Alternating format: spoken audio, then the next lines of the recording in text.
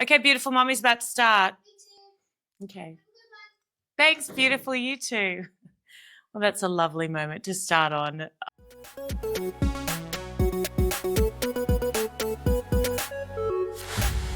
A little bit of a different looking Erin Molan Show for you. Good morning, good afternoon, good evening, and good night. It's great to have your company as always. Thank you so much for tuning in. I hope you've had a great weekend, whatever you have done and wherever you are around the world. Now, as you can see, I'm not in my studio today. I am in Europe. It's my first time to mainland Europe, which is fairly insane, given I've been on this earth around 40 odd years. It's absolutely beautiful, so pretty. I went to a little town today. I took my 7-year-old daughter Eliza to grab a coffee, have a walk around, get a sandwich, and you will not believe what I saw. I kid you not. I'll tell you at the end of this little introduction, but you will not believe what is moored at this little town that I have traveled to the other side of the world to come to see, to escape the reality of life for a little while.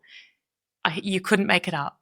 And I don't need to, because it's happened. So let me tell you that in just a second. But I want to get you across a few things and give you my reaction to some of the things that have occurred over the past few days since we've been off air. And I want to start with the United Nations.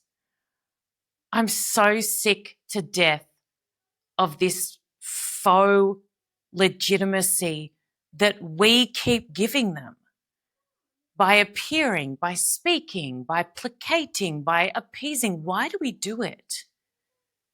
Why? You know, I understand, and when I ask people this and they tell me, oh, for this reason and this reason and aid and this and defense and this.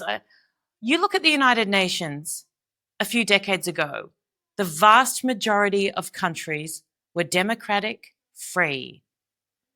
You look at the United Nations today, the vast majority of member nations are the complete opposite, completely compromised, not legitimate democracies, not beacons of hope, not nations that strive for freedom or peace, but the complete opposite. So why do we continue to pretend? It's just silly. All it takes is for one strong superpower, President Trump, one person with a bit of backbone, President Trump, one person with President Trump, to say enough is enough. Now, we went through his speech on my last episode of the Erin Molan Show with David Keir, who writes a lot of United Nations speeches for different world leaders, including Bibi Netanyahu. And it was one for the ages. It was amazing. He got up there, he looked these absolute frauds and failures in the eye, and he said, you suck. You do nothing. I'm the one out there solving all the problems in the world. I'm the one out there brokering peace deals. You're not, I am. It's not my job as the US president to do it. It's your job. And you guys didn't even call me or reach out or assist or help in any way. He said that to their faces. But I guess what I'd say to that is, yes, that's great, but why go in the first place? Why entertain it? Why give them any legitimacy? I think we've reached the point, in fact, we're far beyond it, where they deserve any respect whatsoever. They have lost all credibility in the eyes of anyone who has half a brain and gets how it works. So I would implore world leaders who understand good versus evil to just get out. One of those world leaders who I would not even waste my breath attempting to convince to do such a thing would be the UK Prime Minister, Keir Starmer. And I note, by the way, with good old Keir Starmer, that his approval rating has dropped to, it would have to be unprecedented, 13%. I can't imagine why.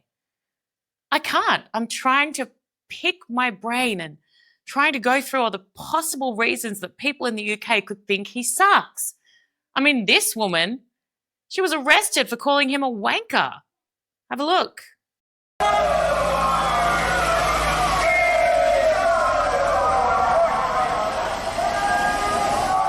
Look at this. We've just been pulled over in Altrincham.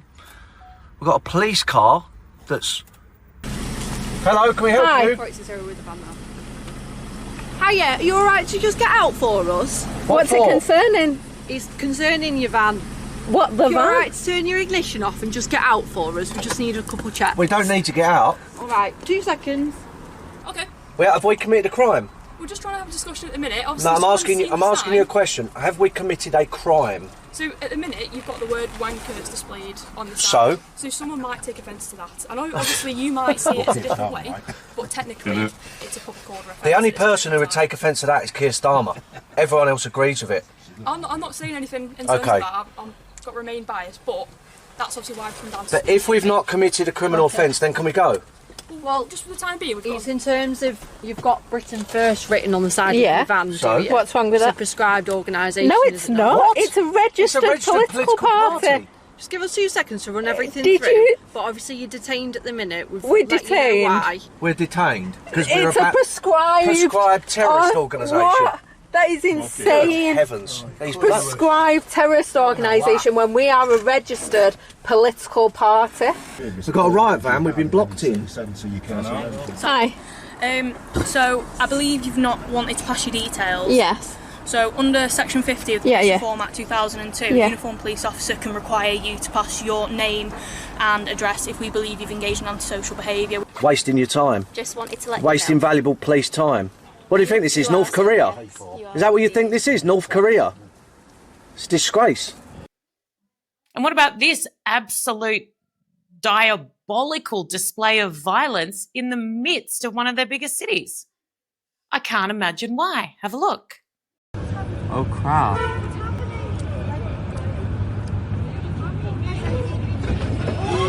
Oh shit. Huh. Shit, huh.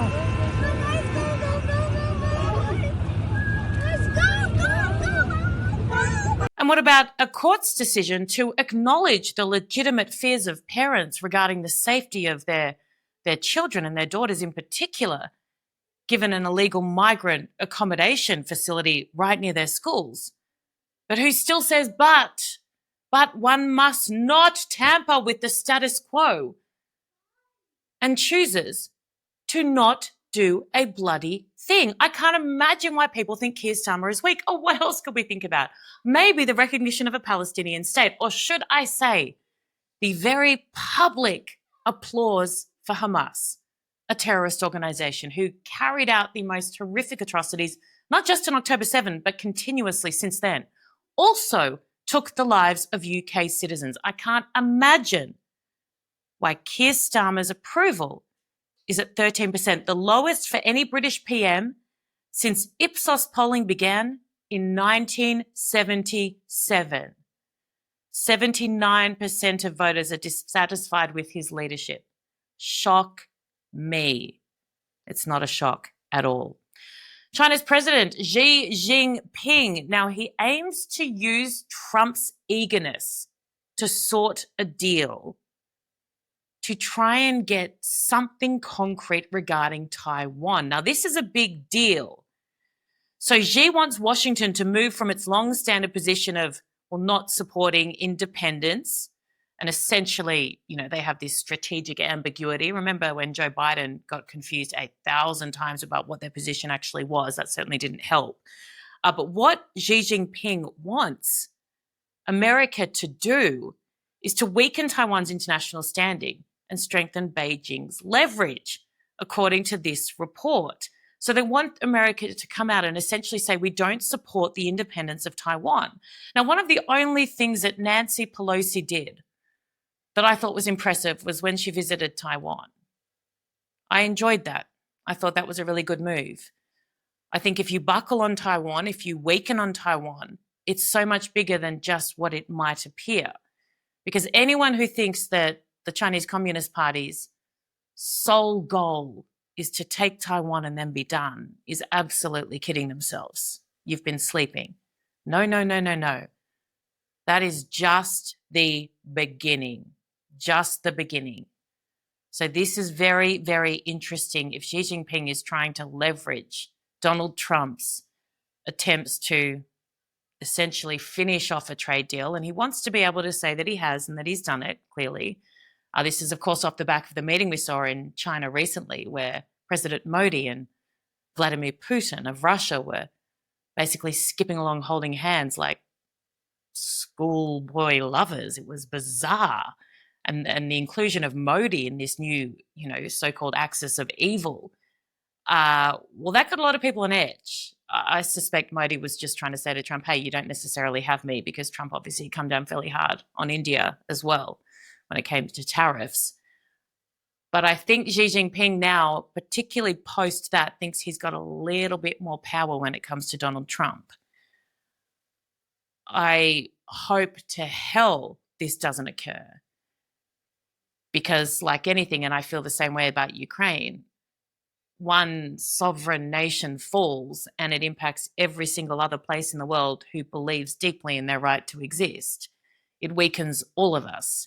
And it would essentially be such a green light for the Chinese Communist Party to not just retake Taiwan, which is clearly their goal. They say it all the time, wake up, but to then go on and become top dog.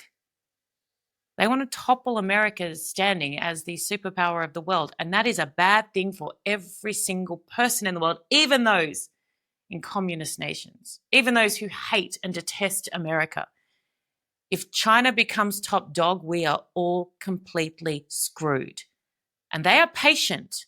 They are an incredibly patient organization, the CCP. They chip away little things incrementally. Look at how they've built their military. It's been decades in the making. Patiently building, waiting, preparing. Look at how much food they've got, fuel. It's not just their military capability that they've built over decades. It's so much more. So that is a very interesting report. And I always say report just in case. You just never, ever know. Here we go, another headline. Harvard equates criticizing Hamas supporters with racism. Do you, Harvard? Do you really? Do you? Do you really? It's racist to fight terrorism, is it? My Lord. I remember a day, I sound like a former US president or a poet, maybe Shakespeare. Thou doth remember thine time when Harvard was a legitimate, respected, influential, highly revered educational institute. If someone went to Harvard, I would be like, wow. Now I'm almost like, nah, I mean, what else you got? No, really, what else you got? Apart from a Qatari paid for fake degree. But like, what else do you have?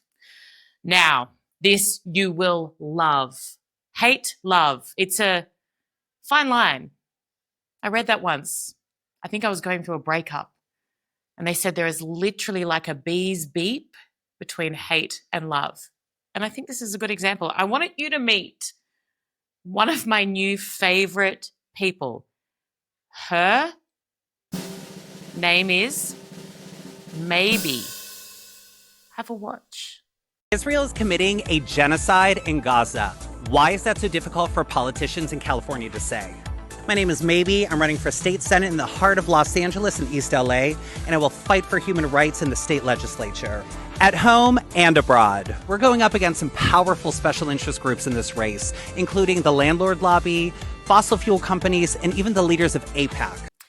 So maybe, where do I start? Maybe. Where do I start? Why is it so difficult for politicians in California to say that there is a genocide? Well, I'll tell you, my name is maybe why it's so difficult for them to say, even though they are the wokest, worst people in history, and I'm quite surprised they haven't said it, to be honest with you. But why it's so difficult to say maybe is because it's not true. Maybe. And I know that's hard to fathom given they are politicians from California. So we would actually expect them to be shouting it from the rooftops. So let's give them some credit for once in their sad, sorry lives for not repeating a lie, for not buying into terrorist propaganda. Oh, maybe. Maybe. You want to give everyone free everything? Good luck. Maybe who pays for it? Who pays for it? Maybe. Who pays for it? Now, if you want to follow Maebe, because I know that a lot of you are going to be fascinated by Maebe, the handle on Instagram, which is what you need to search to follow Maebe in these incredible videos, Maebe.a.girl. And I'll leave it there because I am someone who chooses to lead with kindness whenever I can, unless it's a matter of life or death, or unless we're referring to terrorists, in which case I really don't need to lead with kindness. 7,000 Christians killed in Nigeria in the first 220 days of 2025. 7,000 Christians killed in Nigeria. Terrorist extremists murdering men, women, children. That should make you feel physically ill. Just like every other bit of suffering in the world, that should make you feel ill. So why does nobody care? Nigeria, I mean, the fact that this issue has not gotten on people's radar. Right, no one's talking about it. It's pretty amazing. If you don't know what's going on in Nigeria, your media sources suck. You are in a bubble. Not, and again, I'm not a Christian, but they are systematically killing the Christians in Nigeria. They've killed over 100,000 since 2009. They've burned 18,000 churches. This is so much more. These are their Islamists, Boko Haram. This is so much more of a genocide attempt than what is going on in Gaza. They are literally attempting to wipe out the Christian population of an entire country. Where are the kids protesting this? Thank you. Why does nobody care? And when I say nobody, if you're watching me, then I hazard a guess you do care. But why do the vast majority of people out there who pretend to be decent, God-fearing, minority-loving, and they are in that country, why do they stay silent in the face of such atrocities? The images that come out of Nigeria are gut-wrenching. So, yeah, Albanese and Starmer and Carney and Macron, if you want to get involved in another part of the world, another region, if you want to throw your hat in the ring and try and big note yourselves by recognizing a terrorist state, why don't you shift the focus to Nigeria? Why don't you use whatever dwindling power you all have to speak out for Christians being murdered in Nigeria? Why don't you do that rather than throw your considerable weight behind a terrorist regime? If you do want to get so heavily involved in other parts of the world and the goings on there, why do you focus solely on the terrorists, on giving them a leg up, huh? If you're looking for a cause, might I suggest Nigeria? Maybe try that on for size. See if you can maybe do some good. I'd ask you to help push and pressure for the hostages to be released, but they're Jewish, they're Israeli. So, I mean, I know I waste my breath a lot when it comes to talking to idiots around the world, but that's even too far for me because I know that you wouldn't touch the hostage issue with a 10-foot pole because you don't care. But maybe stretch yourselves. When you're done with your terrorists, you could see if Al-Qaeda needs some help, see if ISIS are, I don't know, in the need of a little assistance. You could maybe reach out to the Taliban in Afghanistan and see if there's anything they need. But once you've done all that, I mean, you could look for the cartels maybe, the mafia. Oh, God, where does it end? Once you've gone through all of them, maybe you could try and help the Christians being murdered daily in Nigeria. Kamala Harris, for those of you who thought we'd seen, well, for the most part, the last of her, The book tour, huh? We had The View last week, which was eye-opening. She clearly wants to run again.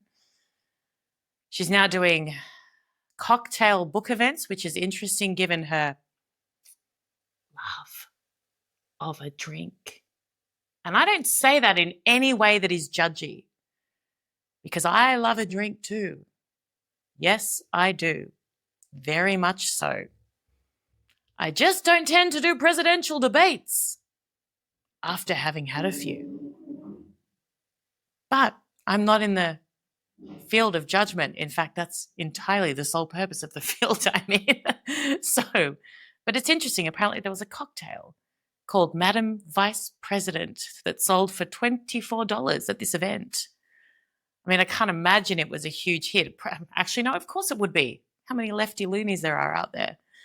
I've spoken to a woman called Estee who is one of the greats. You will know her because she does Kamala.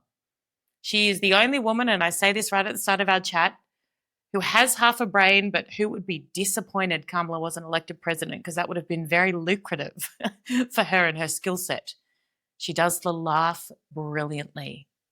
She is my guest today, and there's so much more to her, by the way, than just the Kamala impersonations. Mind you, that would be enough. They are good enough. That would be enough.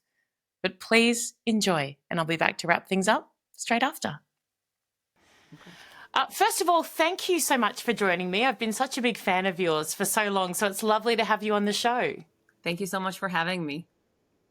I reckon you might be the only person with a functioning brain who was disappointed that Kamala Harris didn't win the presidency, because it's a lucrative field for you, I'd imagine.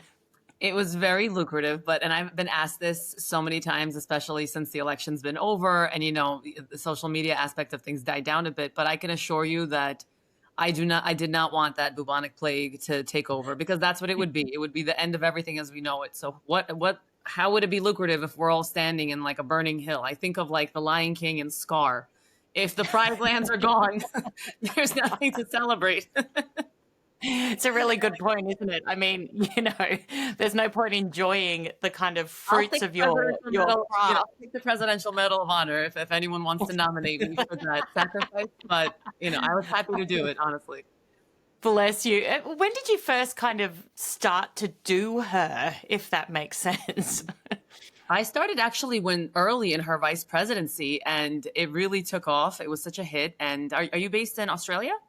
Yeah. Okay, so Rebel News reached out to me. They were my first real gig, Ezra Levant, and he's, of Rebel News of Australia, of Canada, USA. And he was like, listen, I just love the impression. Like, I'm just like a fan. I would love it if you just kept on pumping these out. And we did that for about a year. And I just started, attacking her speeches. And I kept rolling with it because I just thought that, Biden is going to die. Lucratively, I was looking at it from that perspective. I'm like, there's no way this man is going to survive 4 years. She's going to swoop in. It didn't happen that way, but when she announced her election, it got real busy for me. So what's your favorite kind of part of her to take off? And I promise I'm not just going to focus on this, but I do love it so very much. I think she is the gift that keeps on giving. There's no favoritism here. She just says stuff that doesn't make sense. It's so easy to kind of play with. It got repetitive, so I just started playing with it because she didn't ever answer questions. She would go around and around in these word salads, and I just started getting more and more creative with them. I started getting a little bit more coy with them, even sometimes I would get admonished of like, you sound too smart to be Kamala. But I was like, listen, at this point now, I can't just keep saying the same thing she's saying. It's unburdened what has been. It was the same crap over and over again. So I just started having fun with it, just saying my word salad in my own way, and it was a blast. If she was going to announce a run for presidency again, how would she do it? Could you give us what you think your take would be? I think I'm going to finally stop drinking. I've been drinking throughout my entire vice presidency. But, even that had limitations because I did have to work about once a week. But, playtime's over. I'm ready to get back in there.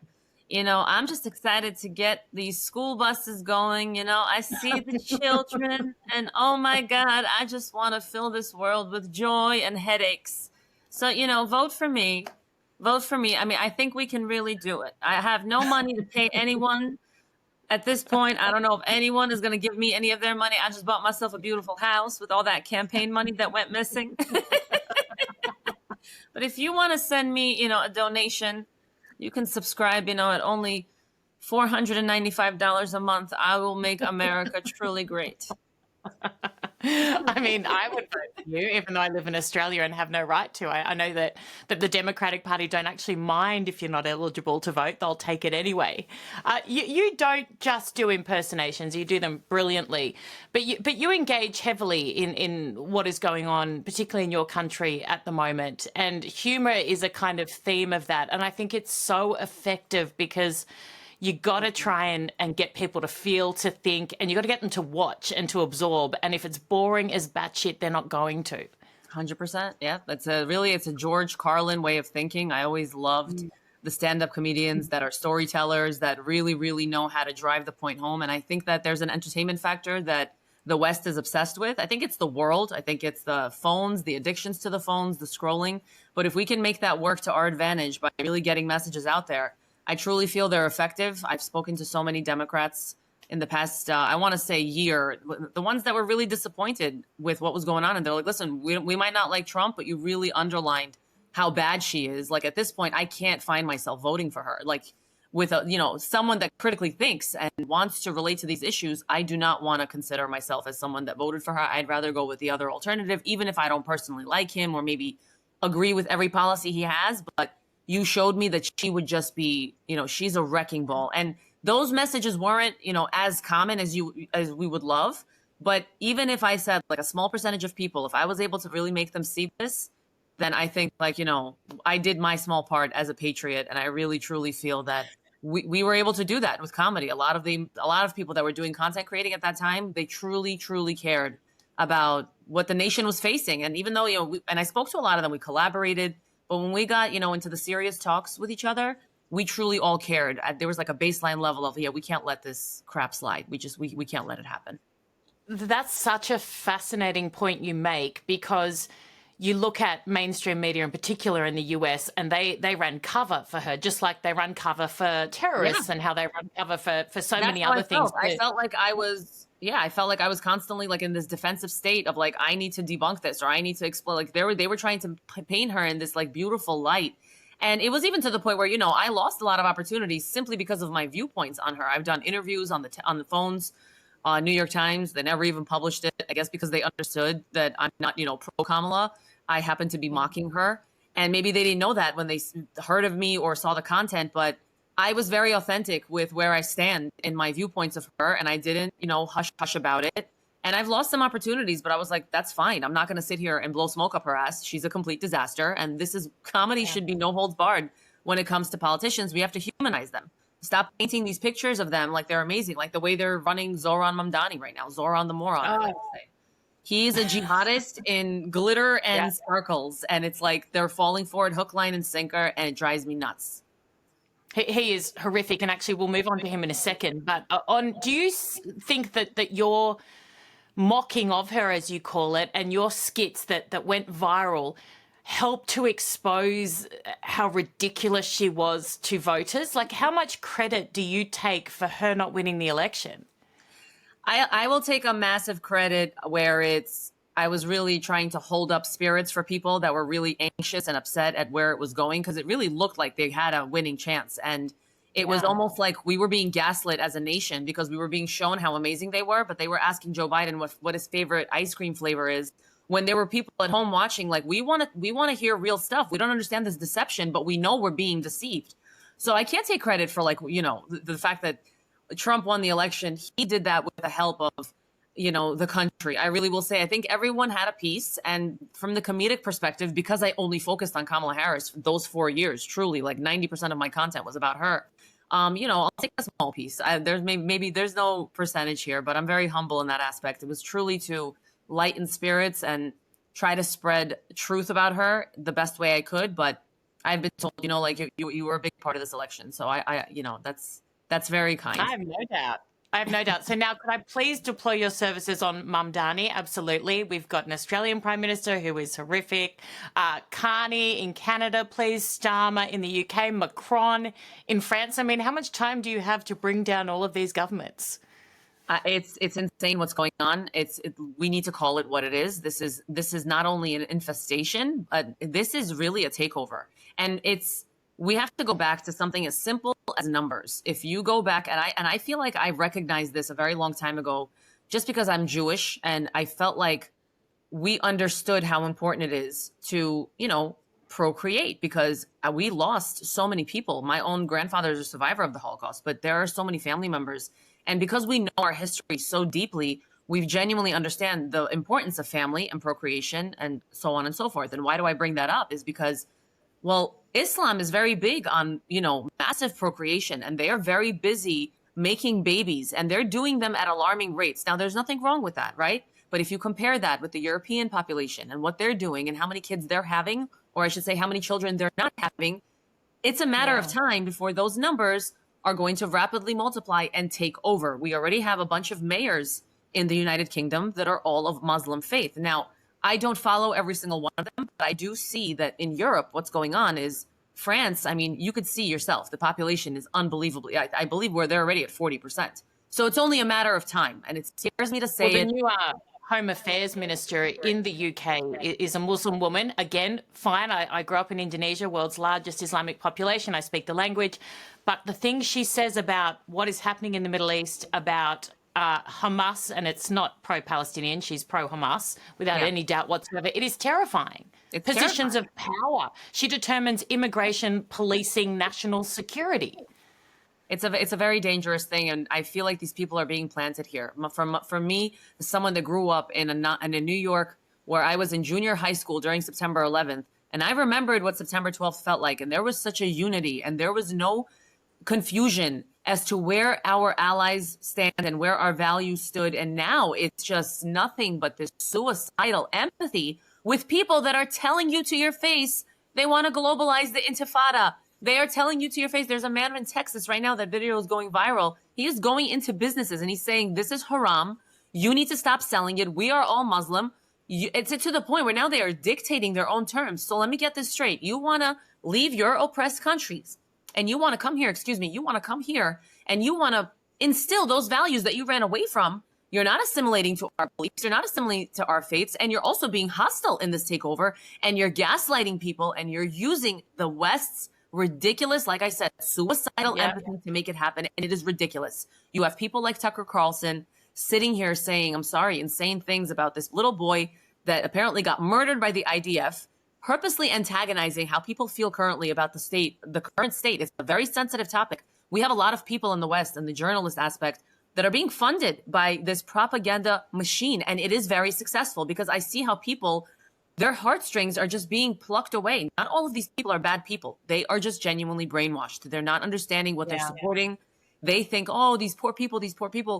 These are savage people. I'm talking about the jihadists, the people that are pro-terror groups, the Houthis, the people that are sympathizing with them. And when you have people like Tucker Carlson with a platform like that, talking about we misunderstood and misrepresented Hamas, you are creating a very dangerous platform and service to everybody in the world. You're creating something insanely dangerous. And you know what scares me, Erin? There's no consequences for it. That story was debunked. That 8-year-old boy is alive and well, but the damage is already done. I've seen so many of these fake Bollywood stories absolutely debunked, but once it's on social media, it spreads like wildfire. And you see the same videos kind of get like almost repurposed. They're using AI now. It's starting to become out of control and it becomes very dangerous. Yeah, I think in the West we will become, the architects of our own demise. It's insanity. And it's not like the people we're dealing with are disguising their intentions. They're not. They are saying it to our faces. And you look at front page of the New York paper, the correction is on an obscure X account with a millionth of the followers. It doesn't get anywhere near. And that's if there is a correction. Generally, there's not a correction. It's insanity. And you're right. I mean, I mean, it sounds, I'm a mother, but like I am. And the thought of a child, you know, with a bloody blocked nose makes me feel sick. The thought of a child suffering in any way. I just know who their enemy is in Gaza, and it ain't Israel. It's 100%. The terrorists. And the fact we have to try and convince people of that is insanity. This is psychological warfare on the entire world, and it really is powerful. And it's making people, if you noticed, very, very desensitized to the humanity of Jewish people around the world and to the humanity of IDF and to the humanity of the Israelis. It's like every good thing has been deleted that they have ever done, every innovation that they have contributed to society, the fact that they're an ally to America, the fact that this is for our benefit. I see it very clearly. Death to the West, death to Israel is chanted in the same breath. Why don't they understand that Israel is on our side and helping us by constantly keeping them at bay, constantly having to deal with this? We should be, you know, sympathizing with the right side here. And sadly, we have a very war-hungry youth who, you know, they're very violent, I should say, and they're bloodthirsty. And it's like all they want to do is scream, yes, free Palestine, but it's like they're screaming it, not understanding what they're screaming, and they're doing it because it's just part of a trend. They don't understand themselves what they're supporting. Most of these transgender people are pro-Palestine, and oh, you know, these people are oppressed. We're an oppressed group too. These people would throw you off a roof in a blink of an eye. And that would be the kind way that they would dispose of you. That would actually be the least painful option. It'd probably be far, far worse. It's insanity. It doesn't make any sense to me. And the left propels it. And they're the ones that scream about feminism. These women are now being told that they have to wear an eye patch. These are humiliation rituals. They're taking it to a different extreme. It's one thing to be observant. Like I said, I'm Jewish. My family, we're very conservative, very observant. You know, there are definitely values that we might not agree with that are in the West, but we respect the country. We've assimilated correctly. We mind our own business, and we practice our religion peacefully, but we're not trying to, you know, push it on other people. We're not trying to tell other people, no, you have to be, you know, like you have to turn off all the lights on all the streets on Saturdays because, you know, I keep the Sabbath and you're not supposed to use electricity. It's absurd to even think like that. You have to make sacrifices to make it work for you. You don't change the world and try to infiltrate and tell them, if you have something against this, you're Islamophobic. You cannot do that. That's ridiculous. They're gaslighting an entire world with their agenda. Like, no, Israel's the bad guy. Israel's the oppressor. These people, this is their land. And it's lie after lie. And it's become so ridiculous, but it's become so big. It's an avalanche. We don't even know where to begin to defend ourselves, especially people on social media. We don't even know where to start. When I mentioned that I lived in Indonesia and Dad was at the embassy there as army attaché and then defense attaché, and again, 300 million strong population, the world's largest Islamic population. I was 7 or 8 years old when we first went there, and some of my most vivid memories are of Mum and Dad uncompromising when they would say to us, you respect the culture that exists here. We do not show our shoulders, even though we in Australia don't care about that. It's not important to us. In a Muslim nation, even as little kids, we would not show our shoulders. You will not use your left hand because that is the hand they use when they go to the bathroom. So it's disrespectful to use that. When you gesture, Erin, you will use your right. You know, all these things that we as kids were like, oh my God, that's so annoying. Like, why does it matter? Blah, blah, blah, blah, blah. But that was instilled in us that we will respect the culture. We learnt the language. I speak it. Besok pagi saya akan pergi ke toko dan mungkin saya akan membeli susu. I speak the language fluently as a white Aussie, because Mum and Dad were adamant that was how we showed respect to a culture that we were visiting as visitors and lived in for 7 years. So when I see the opposite, not just, yes, keep your culture alive, absolutely, it's a wonderful thing to have a mix of people in lots of different places in the world, but not when it is going to be violent, not when it is being 100%. Forced upon other people, and not when you are trying to change the very fabric of the nation that you are a visitor in or you have chosen to live in. You know, it's funny to me, during this whole escapade with Iran, when the United States went in and they got rid of those weapons of mass destruction, there were so many people, Iranian people that happen to have followed me, and they were like, what is going on over there? We want this. We don't want these people in charge of the republic in Iran. They are the ones that ruined everything since 1979 when they took over. Yep. We have completely regressed as a nation. My mom used to be able to walk outside with a sleeveless shirt, with a skirt to her knees without worry. And now everyone is just, it's insane. And a lot of them felt that way. It was the actual Iranian people felt that way. Not the ones that were completely in that oppressed bubble deep inside that were actually voting for their own destruction. But majority of people of Iran did not want and do not want that republic to be in charge of them. They just don't want it. I was born in Central Asia. I'm from Tajikistan. It was a Muslim country.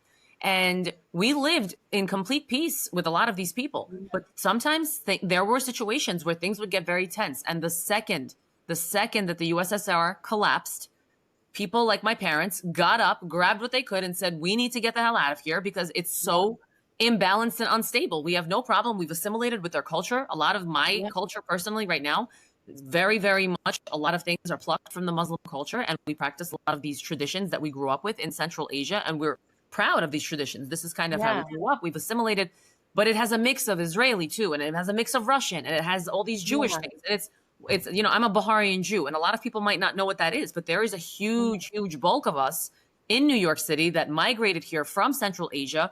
And we understand this demographic of people. We work amongst them still in New York. Many of them followed us over here. We are able to work like brother and sister, hand in hand. Well, I'm talking about the extremists and what people fail to realize that there are two very different sides here. And there are many of them that live peacefully. Of course, most of them are peaceful. There's a billion of them. There's a billion people in the world. It's not 1.2. Most of them are peaceful. We have no problem with the ones that are here. And I've spoken to many that are like, we think Zoran Mamdani is an absolute nightmare as well. I don't care that he's Muslim. So what? His policies don't make sense. He's a socialist. We don't want this in New York. There are reasons even outside of jihad not to vote for this guy. But, you know, it all comes back full circle. It's the same thing that the West is suicidal with their empathy to people that they do not understand. That's really the reality. It's a truth that a lot of people don't understand. Their culture is different. They do not want to assimilate. They want to take over. And it's very obvious with their words, with their actions, and they're not even hiding it. This is not me exposing them. This is not you exposing them. They are very much open with what they want to do. Yeah, I mean, if it was cryptic, you'd say, okay, you'd forgive the masses for maybe missing the signs. It's not. It's like Hamas, when the US negotiated the first ceasefire, first thing they did was go on TV, the leaders, and say, we will repeat October 7 the first chance we get, again and again and again and again. And everyone's going, oh, but, you know, they don't No, they're telling you. And they don't even need to tell you. They did it already, and they're going to do it again. It's just suicidal empathy. And they published it. And look at the world's reaction. Yeah. Most of it did not even care. They were like, no, there was no rape. It's lies. It's this, it's that. It was a horror for the people of Israel to even have to defend themselves while they were busy trying to grieve and get their families back. And this is something that has really heavily impacted my own personal life. The world has shifted for every Jew since October 7th. A lot of us really, truly, not that we forgot what the Holocaust was or where we came from. We commemorate every holiday. We celebrate our suffering. Every single Jewish holiday is sitting there, remembering a time in history. Remember when they tried to wipe us out? Remember when they tried to wipe us out? That's why we're here drinking wine. Remember when, you know, they tried to wipe us out? That's why we're here eating matzah. And we always are told to remember, but a lot of us got complacent. We got comfortable, and it was eye-opening for us at how many people are very much going to side with the side of terrorism. I mean, there were things I saw on TikTok from the young generation that were absolutely mind-blowingly disturbing to me. Videos of Hamas terrorists and girls making videos about how they're gorgeous men with these gorgeous Arabic eyes. Look at how the hostage looked at him. Oh my God. Oh my God. It was disgusting. I was looking at this mortified, even as a mom too. I have 3 children, and these are some teenagers that are making these ridiculous videos about things that they don't understand. They're actually not only sympathizing them, they're glorifying them, and they are, you know, romanticizing them. That is what was setting me off, like to a degree that I've never seen before. To romanticize terrorism. What is happening in the world today? It's like Osama bin Laden, post-October 7, the letters of Osama, and all these TikTokers, young teenage American women are going... Hitler is in now. Have you heard? Hitler is popular now. It's disgusting. It's abhorrent, isn't it? Look, there's a lot I don't understand about this generation, but that is top of the list, how they can, particularly the ones who purport to be feminists and human rights advocates and, you know, the whole thing. Again, I use the word insane so much because I can't think of any more accurate description. It's manic. It's insane. Manic, it's crazy. It's madness. I've seen girls making videos with the Mein Kampf book with hearts. Like, it's insane. And it's crazy because this is now the vapid world that we live in. People will jump on, turn a camera, they will jump online and they will go ahead and they will join this trend because it makes them feel important and because we have this disgusting need for validation from social media. And sadly, a lot of these people are jumping on trends like this. It's cool and hip to talk about politics and to pick a side that is bloodthirsty and, oh, free Gaza, oh, support this one, boycott this one, let's do this, let's do that. And it's, you know what, it's gotten so out of control now at this point that you see Jews are going to be fighting for their survival all across the world. Humor is something I mentioned helps you connect with people, but for Jewish people in particular, I mean, I would forgive your entire population for just being in the fetal position in the corner, given what you've gone through and what you're going through again. But humor must be a very significant part of your ability to cope with your history and your past, and unfortunately now your present. Yeah, I mean, listen, I have to be strong. There's definitely been moments where I needed to step away. I had to put my phone down. It was just absurd. Some of the things that we see online, you know, it really, really hits home. The lies that they create, the insensitivity to the families that were killed, the brutality of it, and people celebrating it. These are very hard things to deal with. However, I found that after doing this for 4 or 5 years and really garnering this sense of responsibility to help make people feel better and really help lead them through these tough times, as you know, and I'm not trying to sit here and sound like completely, you know, outside of my own world and sound like I'm just out of touch. Not at all. These people kind of depend on strong leadership from people like us that are willing to get behind a camera and tell the truth. I think it's even sometimes more important from the humor perspective, because I do both. I do serious like this, how I'm talking to you, and I really truly try to relate to the audience, but I do it with a strong voice, and I show them that we must stand together. We must stand for Israel. We have to, because to be scared and cower behind our phones, that is what they want, and they're succeeding. And we can't do that. Look, sometimes I feel like I'm not even making a dent, if I'm being honest with you. It's like an ocean, and I'm like a teardrop, because I see it myself. There's not a lot of Jews left, first of all. There's not a lot of advocacy for Jews right now. It's a very, very harsh and really tough time to be in the spotlight. You know, you're going to get a lot of hate. It's dangerous. I've gotten a lot of death threats, but for some reason I have this sense of calm. You know, I feel like God is with me. Hashem is with me. My belief in him is you know, stronger than anything else. It's stronger than the fear. And I refuse to give into the fear. And I want that to carry in my message on social media, because when I talk to these people and when I look at the camera, it's as if I'm talking to them face to face. I'm unscripted. I've gotten into hot water sometimes because I say things without maybe, you know, filtering it. But that's part of the message that I deliver. I'm trying to sit here and make sense of what's going on in the world in as relatable way as possible. I definitely lighten it up sometimes with comedy to just kind of, you know, take the edge off of everyone. But there's sometimes when we need to be serious about certain situations too, like voting. I keep on telling people, you must get out, you must register, and we must save New York. Like, it's not too late. Don't let this guy get in here. And I feel like that's the responsibility that I have is I have this platform. I need to use it to propel people to at least try to do the right thing. Because I really, truly feel that if the vote is split, I mean, any vote that's not for Cuomo right now currently, then it's not for Mamdani. And I'm not advocating for Cuomo as somebody because I love him. It's the least of the evils. You know, a vote for Mamdani is a vote for destruction for New York. I don't think New York can come back from a Mamdani win. Wow. Okay, you are amazing, and you are definitely making more than a dent. And can we finish this off on a lighter note? If you could just give me a little more. Look, Erin, I need a drink or something like that. I need massive and copious amounts of alcohol, right? You know, Joe's son was here earlier. Hunter, that son of a bitch keeps stealing my cocaine. Do you know that? I regret giving him the security password. I gave it to him because we were partying, Erin. You have to stop judging me, all right? But he really burdened me right now because I need a pick-me-upper after this. I think you're actually laughing, and then I hear the laugh and realize it's part of it. You are amazing. Thank you so much for everything you do. So pretty. You look beautiful, my baby.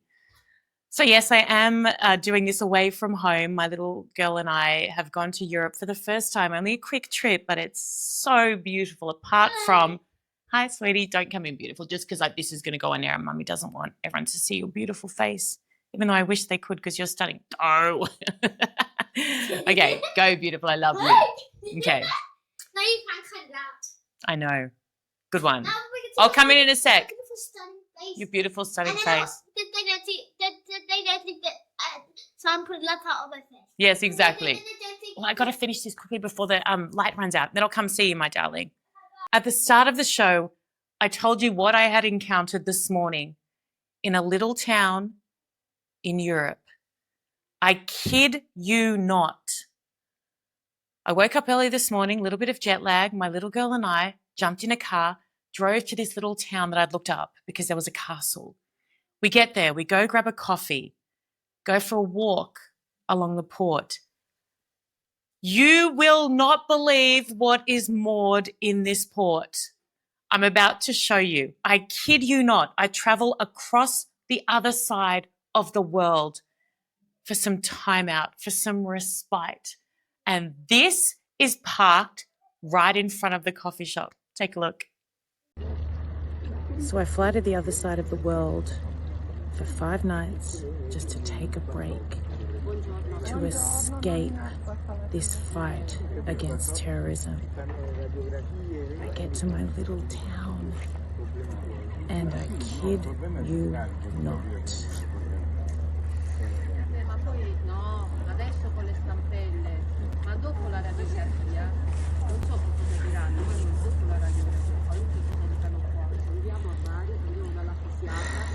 You win this round, Greta. You win this round.